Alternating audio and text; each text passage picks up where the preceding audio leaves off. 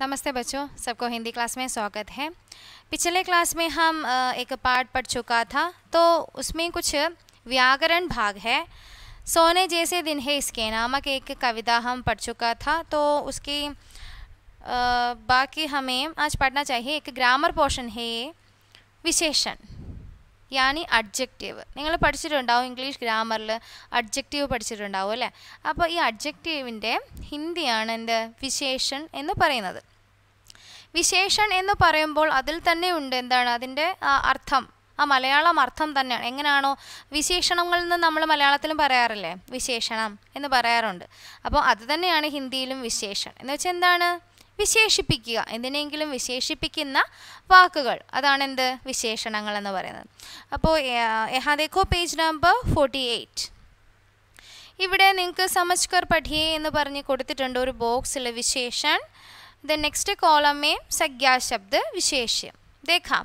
അപ്പോൾ അതിൽ വിശേഷൺ എന്ന് പറഞ്ഞത് കുറച്ച് വേർഡ്സ് താഴെ കൊടുത്തിട്ടുണ്ട്. ഉജ്ജല, ഹമാര, രംഗ് ബിരംഗെ, നീല, ഏക്. ഈ പറയുന്ന പദങ്ങളൊക്കെ എന്താണ്? വിശേഷണം എന്നാണ് ഇവിടെ പറയുന്നത്. അതുപോലെ അടുത്തത് വിശേഷ്യ ബ്രാക്കറ്റിൽ കൊടുത്തിട്ടുണ്ട് സംജ്ഞാ ശബ്ദ. ക്യാ ഹേ സംജ്ഞാ ശബ്ദ? സംജ്ഞ നിങ്ങൾക്ക് എല്ലാവർക്കും അറിയാലോ. എന്താണ് സംജ്ഞ? किसी व्यक्ति, वस्तु यानी किसी जगह, किसी स्थान का नाम को हम क्या कहते हैं? संज्ञा कहते हैं, है ना? അതായത് ഏതെങ്കിലും വ്യക്തിയോ വസ്തുവിനെയോ ഏതെങ്കിലും സ്ഥലങ്ങളെയോ ഒക്കെ നമ്മൾ പറയുന്ന പേരാണ്, അല്ലെങ്കിൽ ആ വസ്തുക്കളെ പറയുന്ന പേരാണ് എന്ത്? സംജ്ഞ അല്ലെങ്കിൽ നൗൺ എന്ന് പറയുന്നത്. ഇനി എന്താണ് സർവനാം ശബ്ദ? ഈ സംജ്ഞാ ശബ്ദങ്ങളെ നമ്മൾ വിളിക്കുന്ന പദങ്ങൾ. ഈ സംജ്ഞ ഇപ്പോൾ എൻ്റെ പേര് ദേവി എന്ന പേരിന് നമ്മൾ എന്ത് പറയാം? ദേവി എന്ന് മാത്രം പറയണ്ട, നമുക്കതിന് പകരമായിട്ട് ഉപയോഗിക്കുന്ന മറ്റു പദങ്ങളില്ലേ, ആ പദങ്ങളെല്ലാമാണ് എന്ത്? സർവനാം ശബ്ദങ്ങൾ അല്ലേ? ഇപ്പോൾ തന്നെ ബെഞ്ച്, ഈ ബെഞ്ചിന് നമുക്ക് ഈ ബെഞ്ച്, ആ ബെഞ്ച് എന്നൊക്കെ നമുക്ക് ഉപയോഗിച്ചുകൂടെ? അതുപോലെ തന്നെ ഒരു കുട്ടി, ആ കുട്ടിയുടെ പേര് മാത്രം നമ്മൾ പറയാതെ അവൾ അല്ലെങ്കിൽ അവൻ അല്ലെങ്കിൽ അദ്ദേഹം എന്നൊക്കെ നമ്മൾ ഉപയോഗിക്കുന്ന ആ പദങ്ങളില്ലേ, അതാണ് സർവനാം ശബ്ദം. നിങ്ങൾ പഠിച്ചതാണ്, ഞാൻ പറഞ്ഞു തന്നിട്ടുമുണ്ട്. അപ്പോൾ ഇവിടെ നിങ്ങളുടെ ടെക്സ്റ്റ് ബുക്കിൽ തന്നെ കൊടുത്തിട്ടുണ്ട് വിശേഷൻ്റെ ഒരു ഒരു ഡെഫിനിഷൻ കൊടുത്തിട്ടുണ്ട്. ജോ ശബ്ദ സംജ്ഞ ഓർ സർവനാം കി വിശേഷത ബതാത്തെ ഹേ. ജോ ശബ്ദ ഏത് ശബ്ദമാണോ സംജ്ഞ അല്ലെങ്കിൽ സർവനാം ശബ്ദങ്ങളെ വിശേഷിപ്പിക്കുന്നത്, ഉനെ വിശേഷൻ कहते हैं. അങ്ങനെയുള്ള ശബ്ദങ്ങളെ നമ്മൾ എന്ത് പറയുന്നു? വിശേഷൺ ശബ്ദം എന്ന് പറയുന്നു. जो शब्द संज्ञा और सर्वनाम की विशेषता बता रहे हैं उसे हम विशेषण शब्द कहते हैं. ഏതെങ്കിലും സംജ്ഞയെയോ സർവനാമത്തെ വിശേഷിപ്പിക്കുന്ന പദങ്ങളെയാണ് എന്ത് പറയുന്നത്? വിശേഷൺ എന്ന് പറയുന്നത്.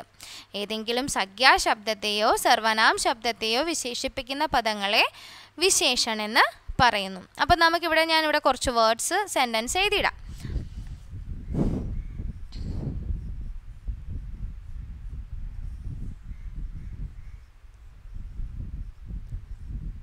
यहाँ देखो ഉജ്ജല മുകുട്.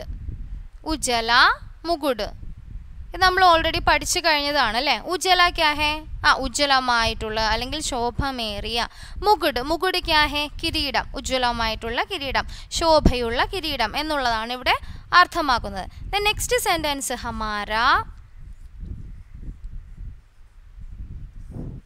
ഹമാര ദേശ്. ഹമാര ദേശ് എന്ന് വെച്ചാൽ നമ്മുടെ ദേശം അല്ലേ? നെക്സ്റ്റ് രംഗ് ബിരംഗെ. ഇത് നിങ്ങളുടെ ടെക്സ്റ്റ് ബുക്കിലുള്ള തന്നെ വേർഡ്സ് ആണ് കേട്ടോ. രംഗ് ബിരംഗെ പക്ഷി, പല വർണ്ണത്തിലുള്ള പക്ഷികൾ, പല വർണ്ണത്തിലുള്ള പക്ഷികൾ. ദെൻ നീല നഭ്. നീല നഭ് എന്ന് വെച്ചാൽ എന്താ? നീല നിറത്തിലുള്ള ആകാശം എന്നുള്ള അർത്ഥമാണ് ഇവിടെ വരുന്നത്. ദെൻ ഉസ്കെ ബാദ് ഏക് ബഗീച്ച, ഒരു പൂന്തോട്ടം. ഏക് ബഗീച്ച, ഒരു പൂന്തോട്ടം. ഇവിടെ കണ്ടോ മുകുട്. മുകുട് ക്യാ ഹേ? ഏക് സംജ്ഞാ ശബ്ദ ഹേ. മുകുടം അതൊരു വസ്തുവാണ്. മുകുട്, കിരീടം എന്ന് പറയുന്നത് ഒരു വസ്തുവാണ്. ഇതൊരു സംജ്ഞാ ശബ്ദമാണ്. കണ്ടോ, ഈ സംജ്ഞാ ശബ്ദിനെ നമ്മൾ വിശേഷിപ്പിക്കുന്നത് എന്തുകൊണ്ടാണ്? ഉജ്ജല. ക്യാ ഹേ? ഉജ്ജല മുകുട്. इस मुकुट से उजला विशेषण से विशेषता बताते हैं, है ना? ഇവിടെ എങ്ങനെയാണ് ഇതിനെ വിശേഷിപ്പിക്കുന്നത്? ഉജ്ജ്വല മുകുട്, ഉജ്ജ്വലമായിട്ടുള്ള കിരീടം. അപ്പോൾ ഈ ഇവിടെയുള്ള സംജ്ഞാശബ്ദത്തെ വിശേഷിപ്പിക്കുന്ന ഈ പദമാണ് എന്തിവിടെ? വിശേഷണം. ദേശ്, ദേശ് എന്ന് വെച്ചാൽ ദേശം അല്ലെങ്കിൽ രാജ്യം, ദേശം. ഹമാരാ ദേശ്, നമ്മുടെ ദേശം, നമ്മുടെ ദേശം. അപ്പോൾ ഈ ദേശം എന്നുള്ളത് എന്താണ്? एक സംജ്ഞാശബ്ദ ഹേ അല്ലേ, ഒരു സംജ്ഞാശബ്ദമാണ്. ഈ സംജ്ഞാശബ്ദത്തെ വിശേഷിപ്പിക്കുന്നത് എന്തുകൊണ്ടാണ്? ഹമാര എന്ന പദം കൊണ്ടാണ്. ഹമാര എന്ന് പറയുന്ന പദം ഇവിടെ എന്താകുന്നു? വിശേഷണാകുന്നു. है ना. देन नेक्स्ट देखो पक्षी, पक्षी माने चिड़िया, बर्ड. पक्षी एक संज्ञा शब्द है. इस पक्षी को हम रंग बिरंगे इस पद से, रंग बिरंगे पद से विशेषता बता रही है, इसलिए रंग बिरंगे यहाँ क्या है? विशेषण है. और अगला नभ, नभ का अर्थ है स्काई. नभ एक संज्ञा शब्द है. तो इस नभ को हम नीला, नीला, नीला, नीला निरमुला, नीला पद से विशेषता बता रही है, इसलिए नीला यहाँ विशेषण है. देन अगला बगीचा, बगीचा, बगीचा ऑल्सो क्या है? एक संज्ञा शब्द है. पूंदोटम ഒരു സംജ്ഞാ ശബ്ദമാണ്. സോ ഇസ് ബഗീച്ച, ए बगीचा को हम यहाँ एक पद से, ഒന്ന് എന്നുള്ള പദം കൊണ്ട് विशेषता बता रही है, इसलिए इसे क्या कहते हैं? विशेषण कहते हैं. तो ये शब्द ഈ കൊടുത്തിരിക്കുന്ന ശബ്ദങ്ങളെല്ലാം എന്താണ്? വിശേഷൺ. क्या है? ഈ ശബ്ദങ്ങളെല്ലാം എന്താണ്? വിശേഷൺ ശബ്ദമാണ് അല്ലേ. देखो विशेषण शब्द. तो ये शब्द देखो मुकुट, देश, पक्षी, नभ, बगीचा, ये सब शब्द क्या है? संज्ञा शब्द यानी सर्वनाम शब्द. ഒന്നെങ്കിൽ സംജ്ഞാ ശബ്ദങ്ങളാകാം അല്ലെങ്കിൽ സർവനാമ ശബ്ദങ്ങളാകാം. അപ്പോൾ ഈ നമ്മുടെ സംജ്ഞയെയോ സർവനാമിനെയോ വിശേഷിപ്പിക്കുന്നു അല്ലേ, അതാണ് വിശേഷണങ്ങൾ. ഈ വിശേഷണങ്ങൾ വിശേഷിപ്പിക്കുന്ന ഈ സംജ്ഞയെയോ സർവനാമിനെയോ നമുക്ക് മറ്റൊരു പേരിൽ വിളിക്കാം, അതാണ് വിശേഷ്യ. क्या है? विशेष्य. यहाँ देखो വിശേഷ്യ, കണ്ടോ? അപ്പോൾ ഇവിടെ രണ്ട് പദങ്ങൾ വരുന്നുണ്ട്. ഒന്ന് വിശേഷൺ ശബ്ദ और दूसरा विशेष शब्द.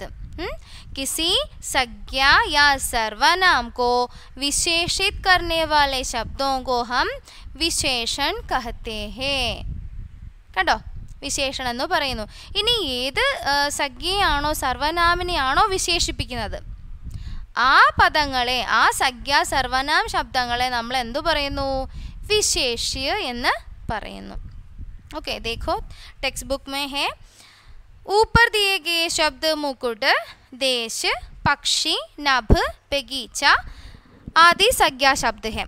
उज्ज्वला, हमारा, रंग बिरंगे, नीला, एक, ये सभी शब्द संज्ञा शब्दों की विशेषता बता रही है, इसलिए इस शब्दों को हम विशेषण शब्द कहते हैं.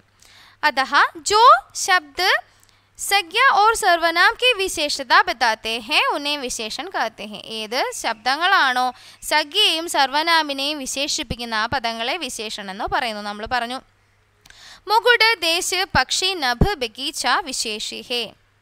കണ്ടോ? മുകുട്, ദേശ്, പക്ഷി, നഭ്, ബഗീച്ച ആദി വിശേഷി ഹേ. ക്യോങ്കി എന്തുകൊണ്ടെന്നാൽ ഇനിക്ക് വിശേഷത ബതായി ഗയി ഹേ. എന്തുകൊണ്ടെന്നാൽ ഈ പദങ്ങളുടെയാണ് വിശേഷത പറയുന്നത്.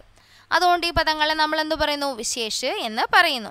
देखो तुम्हारे टेक्स्ट बुक में एक कार्यक्रम है, विशेषण को विशेष से मिलाइए. വിശേഷണത്തെ വിശേഷ കൊണ്ട് യോജിപ്പിക്കൂ എന്നാണ് ഇവിടെ പറഞ്ഞിരിക്കുന്നത്. പക്ഷേ ഈ ഒരു ക്വസ്റ്റിനകത്ത് ചെറിയൊരു മിസ്റ്റേക്ക് ഉണ്ട്. താഴെ ഒരു ബോക്സിനകത്ത് ഫസ്റ്റ് കോളമിൽ നിങ്ങൾ നോക്കുക, ആദ്യം നിങ്ങളുടെ വിശേഷ്യ എന്ന് പറഞ്ഞിട്ടാണ് ഹെഡിങ് കൊടുത്തിരിക്കുന്നത്. അത് തെറ്റാണ്, വിശേഷ്യല്ല, അവിടെ വിശേഷൺ എന്ന് എഴുതുക. ആദ്യത്തെ കോളത്തിൽ എന്ത് എഴുതണം? വിശേഷൺ എന്നാണ് എഴുതേണ്ടത്. ആ വിശേഷൺ എന്ന് എഴുതുക. ഫസ്റ്റ് കോളത്തിൽ വിശേഷൺ എന്ന് എഴുതുക. സെക്കൻഡ് കോളത്തിലാണ് നിങ്ങൾ എന്ത് എഴുതേണ്ടത്? വിശേഷ്യ എന്ന് എഴുതേണ്ടത്. ഞാൻ ബോർഡിൽ എഴുതിയിടാം.